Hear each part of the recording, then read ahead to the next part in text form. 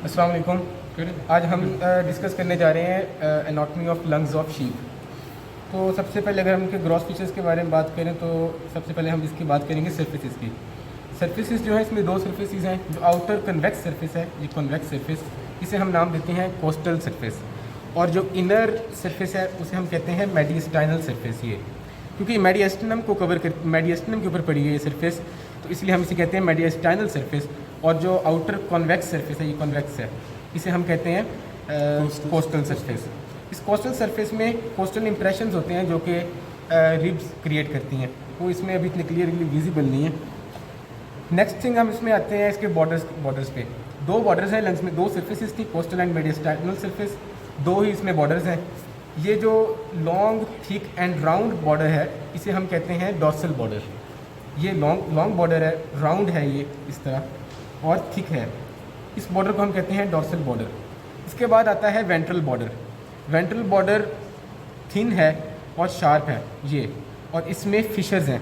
एक ये फिशर है जो लोब्स को डिवाइड कर रहा है, और सिमिलरली दूसरे लोब जो दूसरी साइड जो है लंग्स की, उसमें भी ये बॉर्डर थिन है, शार्प है, और साथ में इसमें फिशर्स हैं। ये फिशर है जो डिवाइड कर रहा है लोब्स को। अब हम बात करते हैं लंग्स के लोब्स की। लंग्स जो हैं इनमें राइट लंग के जो लोब्स हैं, राइट लंग में है टोटल 4 लोब्स, और लेफ़्ट साइड में है 2 लोब्स। अब ये वाला जो है ये पोर्शन है राइट लंग है, और ये है लेफ़्ट लंग। सबसे पहला जो लोब आता है, चाहे राइट लंग में हो चाहे लेफ़्ट में हो, वो है एपिकल लोब। ये है लेफ़्ट लंग का एपिकल लोब, और ये है राइट लंग का एपिकल लोब। अब apical lobes of both lungs जो है वो डिवाइडेड है फर्दर इनटू 2 पार्ट्स। जो है लेफ़्ट लंग का एपिकल लोब वो डिवाइड है इनटू क्रेनियल पार्ट, ये है इसका क्रेनियल पार्ट, और ये है इसका कॉडल पार्ट। ये हो गया लेफ़्ट लंग। अगर राइट लंग में आए तो राइट लंग में भी ये cranial part of apical lobe है, और ये है caudal part of apical lobe of right lung. अब अगर लेफ़्ट लंग पे हम आते हैं तो लेफ़्ट लंग में सबसे पहले था एपिकल लोब, इससे क्रेनियल एंड कॉडल पार्ट थे। उसके बाद है डायाफ्रामेटिक लोब या कॉडल लोब, ये इसका है डायाफ्रामेटिक लोब जो कि कॉडली प्रेजेंट है। अच्छा, एक और बात है कि जो लंग्स हैं ये इसे हम कहते हैं बेस ऑफ लंग्स, और इसे कहते हैं एपेक्स ऑफ लंग्स। जो एपेक्स ऑफ लंग्स है वो है टुवर्ड्स द थोरेसिक इनलेट, मगर यहाँ इस तरफ मतलब होगा सर, और एनिमल का मतलब क्रेनियल एस्पेक्ट बॉडी का ये है। तो ये जो है उसका है apex towards the thoracic inlet, जहाँ पे थोरेक्स प्रेजेंट है, मतलब ये ट्रैकिया है, और बाकी उसके जो जाते हैं टुवर्ड्स द माउथ, और जो भी इसके स्ट्रक्चर्स जा रहे हैं टुवर्ड्स द थोरेसिक इनलेट है। और दूसरी जो है उसका पोर्शन है base of lungs. Base of lungs जो है it is present just cranial to the diaphragm. अगर यहाँ पर डायाफ्राम है तो डायाफ्राम के क्रेनियल एस्पेक्ट पे जो है उसका बेस प्रेजेंट है, बेस ऑफ लंग्स। तो base of lungs is present cranial to diaphragm, and apex of lungs is present towards the thoracic inlet. अब 2 लोब थे लेफ्ट लंग में, एपिकल हमने पढ़ लिया जिसके क्रेनियल एंड कॉडल पार्ट्स थे। अब दूसरा लोब जो है लेफ्ट लंग का, उसे हम कहते हैं कॉडल लोब या डायाफ्रामेटिक लोब, इसी को हम डायाफ्रामेटिक लोब भी कहते हैं। तो ये डायाफ्रामेटिक लोब है जो कि कॉडली प्रेजेंट है बॉडी में, और ये क्रेनियल है। असल में लंग्स बॉडी में इस तरह पड़े होते हैं जूम करके। तो ये क्रेनियल एस्पेक्ट है बॉडी का, ये कॉडल एस्पेक्ट है, तो यूँ करके ये प्लेस्ड होते हैं बॉडी में। अब हम आते हैं राइट पोर्शन ऑफ लंग्स की तरफ। राइट में हमने पढ़ लिया कि सबसे पहला एपिकल लोब था जो कि 2 लोब्स में फर्दर डिवाइड था, cranial apical lobe and caudal apical lobe via fissure. ये फिशर नहीं है असल में, इसे हम कहते हैं कार्डिक नॉच। दूसरा लोब जो हम बात करते हैं caudal to apical lobe is intermediate lobe, this one is intermediate lobe. Caudal to apical lobe, ये 2 एपिकल लोब्स थे, ये बाइफर्केशन इनमें, ये है इंटरमीडिएट लोब। अब इंटरमीडिएट लोब के बाद फिर एक फिशर आता है जो कि 3rd लोब में डिवाइड करता है लेफ्ट लंग को, राइट लंग को, और इस लोब को हम फिर डायाफ्रामेटिक लोब कहते हैं, जैसा कि लेफ्ट लंग में हमने पढ़ा था, वहाँ पे भी ये डायाफ्रामेटिक लोब था, यहाँ भी ये डायाफ्रामेटिक लोब है।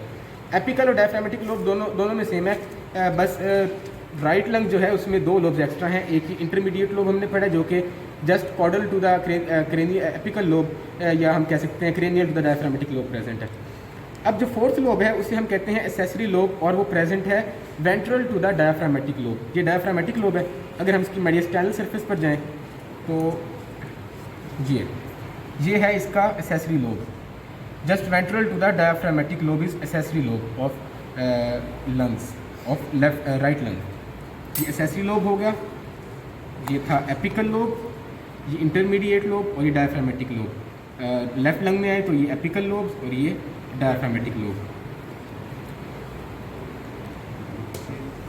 अब अगर मेडिस्टाइनल सरफेस पर हम इसकी आए तो इसमें हमें मिलेगा एक हिलस।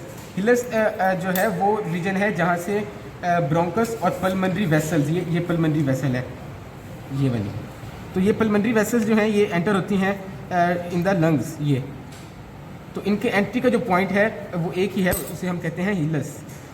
और इन सब स्ट्रक्चर्स का जो एग्रीगेशन है, मतलब जो ट्रैकिया और ये पल्मनरी वेसल्स, ये सब चीज़ें कंबाइन होकर बनाती हैं रूट ऑफ लंग्स, ये रूट बन जाएगी। अब एक ऐसा स्ट्रक्चर है जो कि सिर्फ कंपैरेटिव स्ट्रक्चर और सिर्फ कैप्राइन और बोवाइन में प्रेजेंट होता है in the lungs of caprine and bovine. वो स्ट्रक्चर है ट्रैकियल ब्रोंकस। आम जो बाकी एनिमल्स हैं, इक्वाइन्स या कैनाइन्स, उनमें जो ट्रैकिया है वो बाइफरकेट होता है इनटू 2 ब्रांचेस, और एक ब्रांच जो है एंटर होती है लेफ्ट लंग में और दूसरी एंटर होती है राइट लंग में। मगर in case of goat, sheep या बोवाइंस की अगर हम बात करें तो उनमें ट्रैकिया जो है वो बाइफरकेट तो हो रहा है, मगर जो ट्रैकिया एंटर होता है टुवर्ड्स द राइट लंग वो मज़ीद 2 बाइफरकेशन बनाएगा। मतलब एक तो उसमें ये यहाँ ट्रैकिया आया, एक उसका जो पोर्शन था वो चला गया टुवर्ड्स लेफ्ट लंग, एक गया राइट लंग। मगर एपिकल लोब जो उसका है वहाँ पर भी एक ट्रैकिया की ब्रांच निकलेगी जो कि सिर्फ apical lobe of right lung को सप्लाई करेगी, और इसे हम कहते हैं ट्रैकियल ब्रोंकस। इस स्ट्रक्चर को, ये ट्रैकियल ब्रोंकस इस केस में कट गया मुझसे। ये यहाँ पर एक जो ट्रैकिया की ब्रांच है वो यहाँ से निकलेगी और दूसरी ब्रांच यहाँ से निकलेगी। तो एपिकल लोब को यहाँ पे सप्लाई कर रहा है ट्रैकिया, और साथ में इस लोब को सप्लाई कर रहा है डायफ्राम। इस तरह जो है ये ट्रैकियल ब्रोंकस इसमें लंग्स में प्रेजेंट है।